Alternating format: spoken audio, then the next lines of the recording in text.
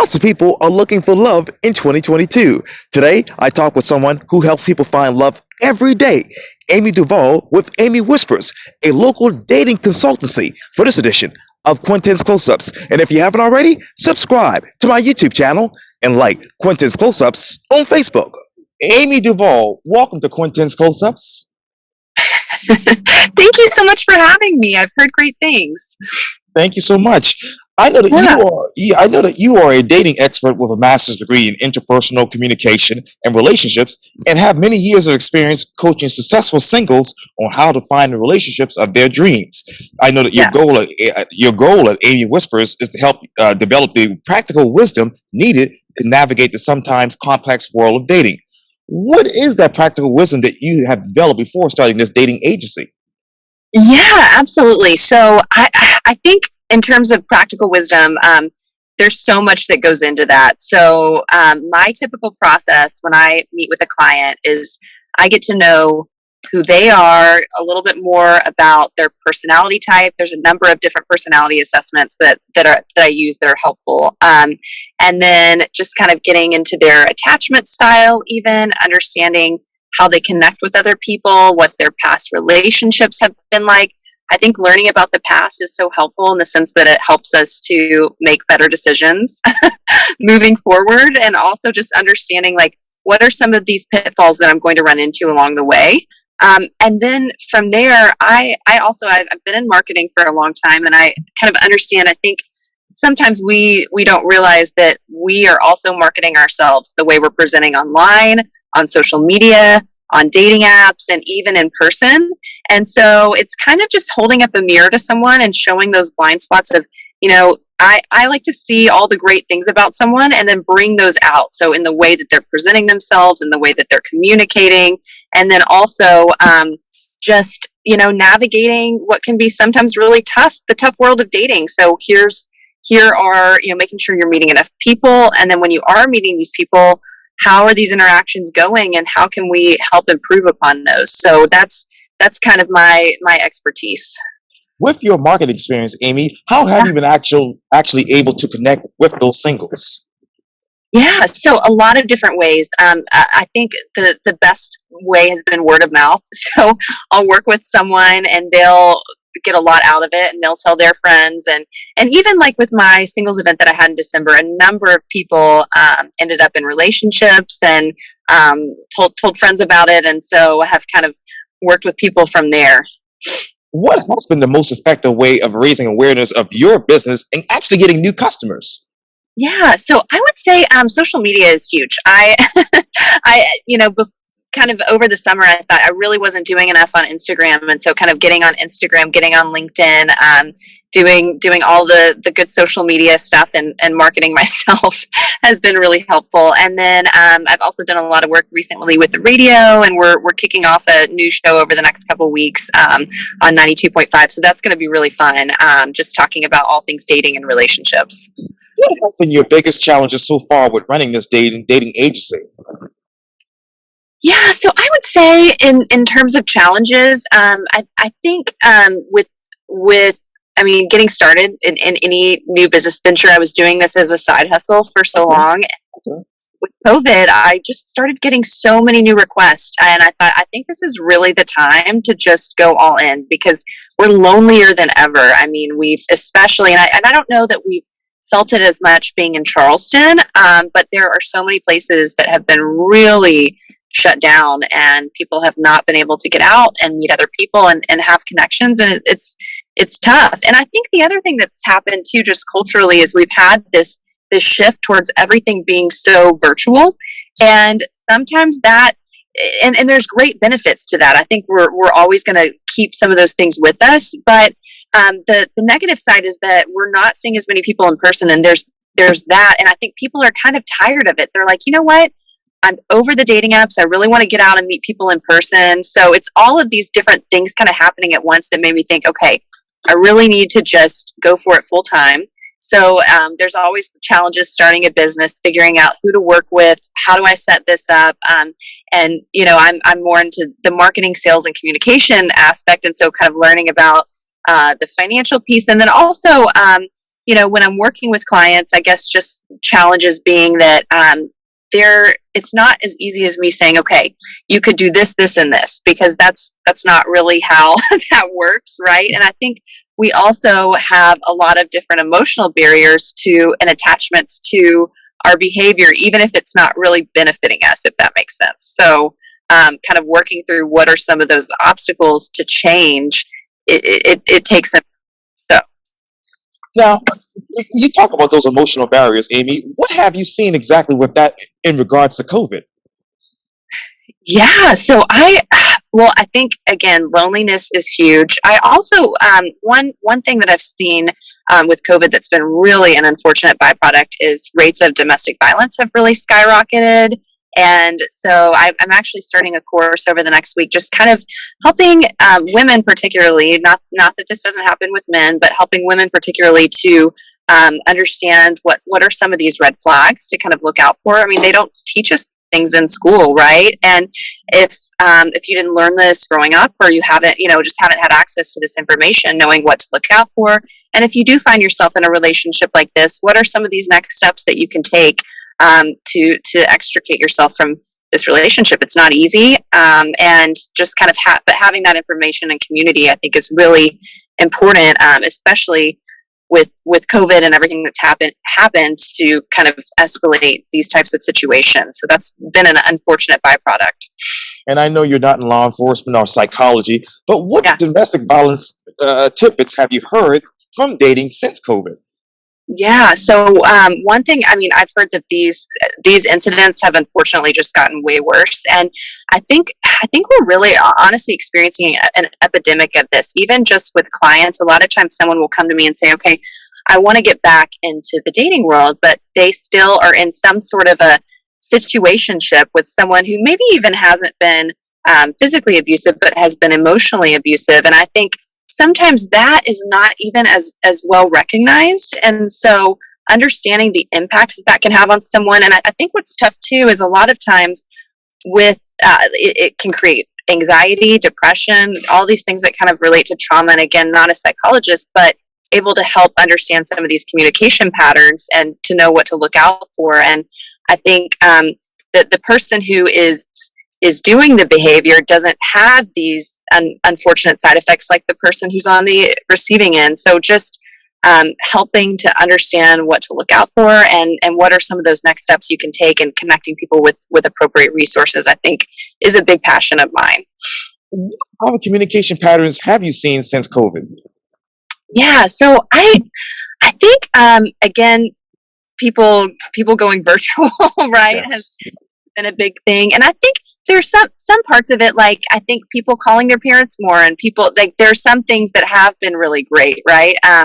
And then I think just unfortunately with those situations, some of that, emotional kind of abuse escalating. And but I do think there have been some good parts of it, in the sense that we realize, okay, we don't have to necessarily go into the office to have this meeting. We could just jump on a quick Zoom call, and we can call our parents more, and just appreciating each other more and the time that we have together. I think that's huge. How do you tell the truth about love?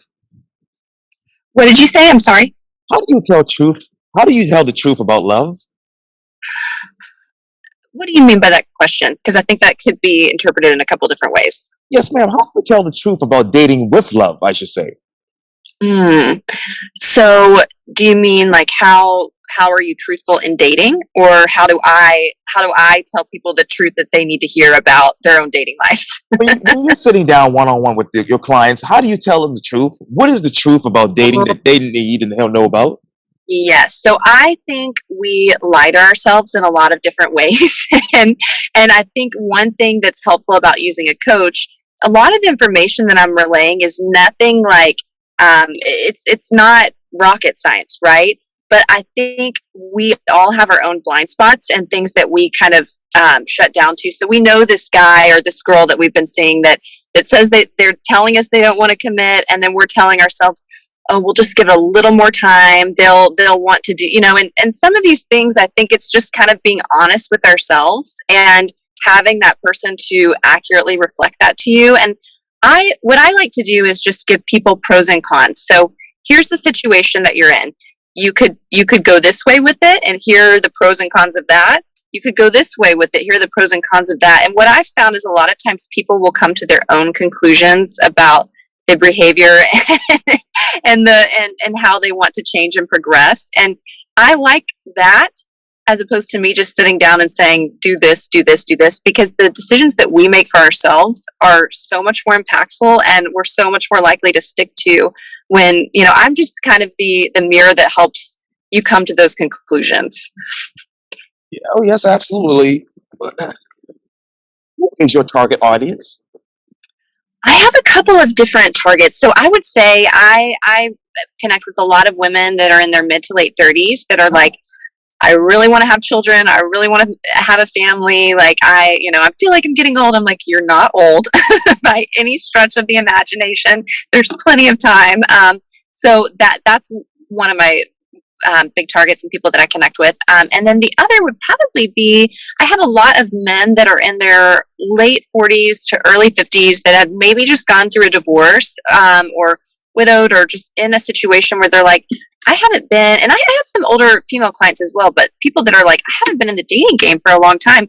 And it's really changed a lot, especially if you've been out of it for 20 years, jumping back in, and now you're texting and you're using apps, and it's a whole different ball game of how, and the rules have changed, and kind of understanding that and having someone to like walk alongside you and help navigate it, because it can be confusing and really tough.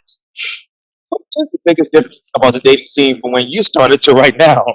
Yeah, no, I remember when I've been doing this on the side for a long time, but it's funny. It used to be that like if you were, I remember like in the in the beginning of like 2010-ish, if you were like doing online dating, people would say, oh, you've met someone online because you can't meet anyone in person. And now it's like, you met him in the wild, and it's more, I think some statistics just came out yesterday where they were saying it's now most people that get married are meeting on dating apps, as opposed to in the past, it was the opposite way. If you met someone online, it's because you couldn't meet someone in person. Now it's way more rare to, meet someone quote unquote in the wild.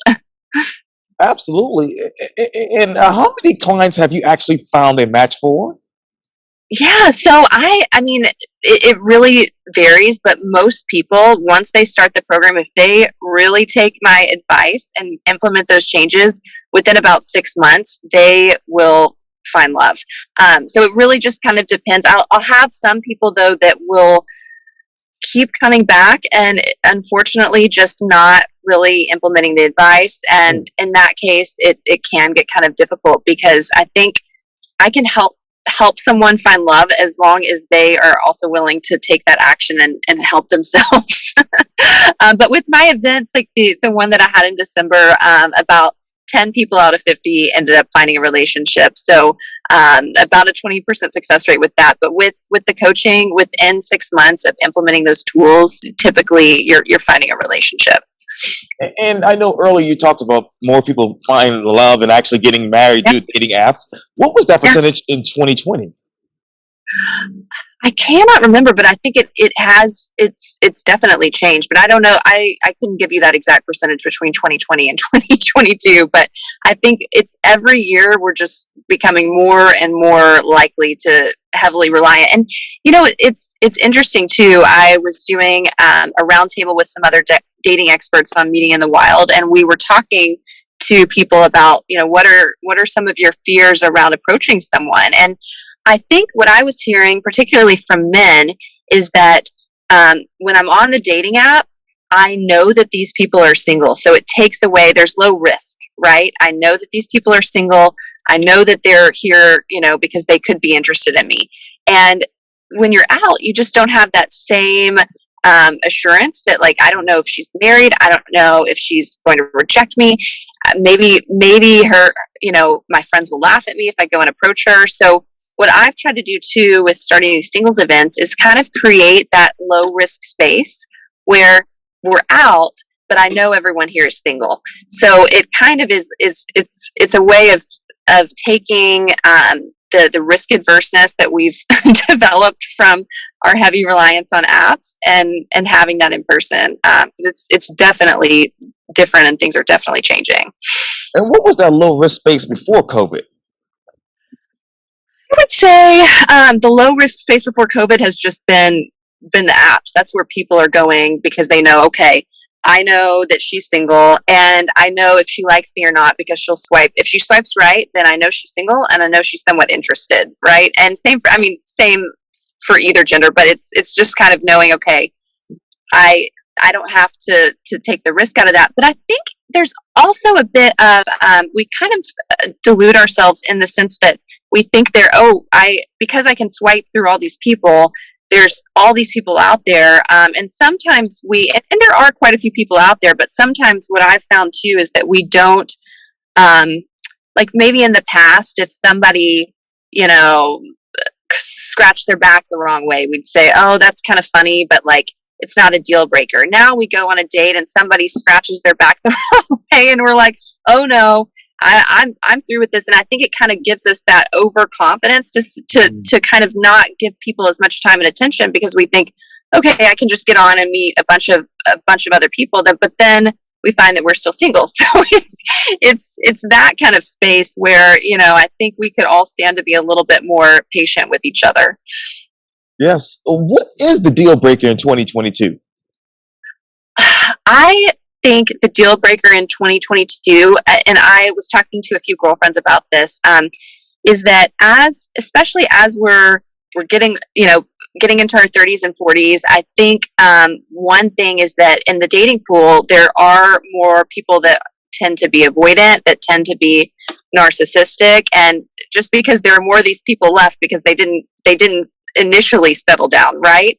And so I think seeing those red flags, that's the deal breaker. I'll talk with friends and they'll say, okay, he's, maybe going out with 2 or 3 other people and he doesn't text back. And there's, it's those types of things. I think when you see that behavior, it's like, it's going to be a no. And it can happen with men or women, but those types of behaviors, avoidant or someone who tends to be a little bit narcissistic, I think those are things that we are not liking anymore in 2022 that we maybe tolerated a little bit more in the past. And as awareness of some of these things comes to light, like understanding attachment styles and all of these different things. And I think social media has played a big role in that.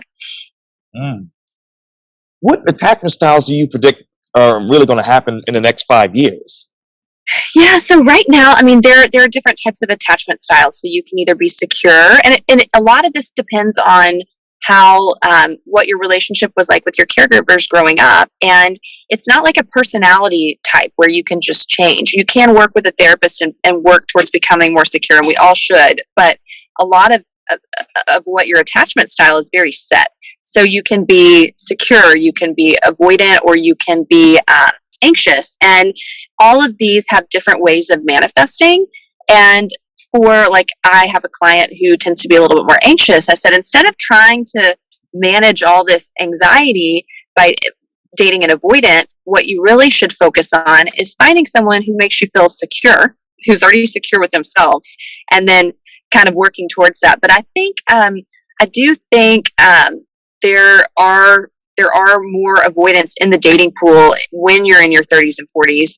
Maybe not as many in your 20s, and even older than that. You're seeing more of that attachment style that's available because they aren't.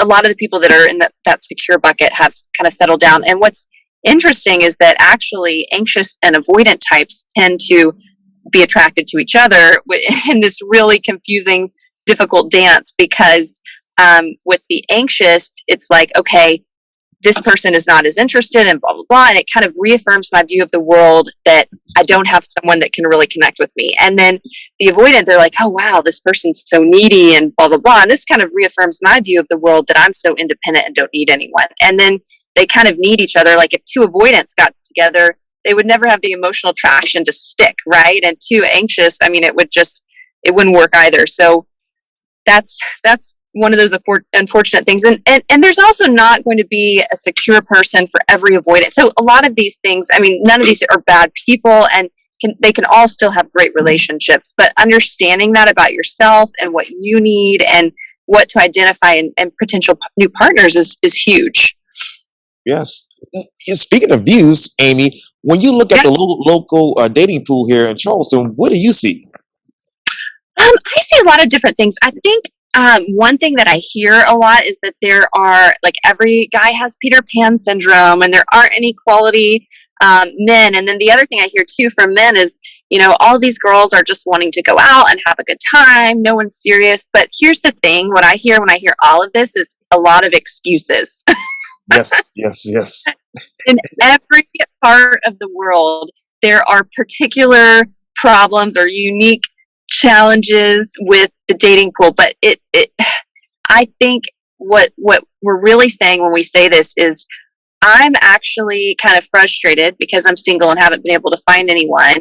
So instead of owning that, I'm going to find something that's going wrong in the external environment, because there are great people everywhere. And I think there are very lovely people in Charleston. And yeah, it's not a huge city, right? So you're not going to have as many options numerically, but there are good people and there are good singles. And I think dating too, people a lot of times approach it with a kind of drudgery. And I think part of what I want to do is just make this fun again. It should be fun. It's an exciting part of your life. You have the rest of your life to be married, but this is a fun time to get to know people, to get to know more about yourself, to get to go on cool and fun dates and have a glass of wine or have dinner with someone new and interesting. And even if it doesn't end in a relationship, you've still had a good experience, hopefully.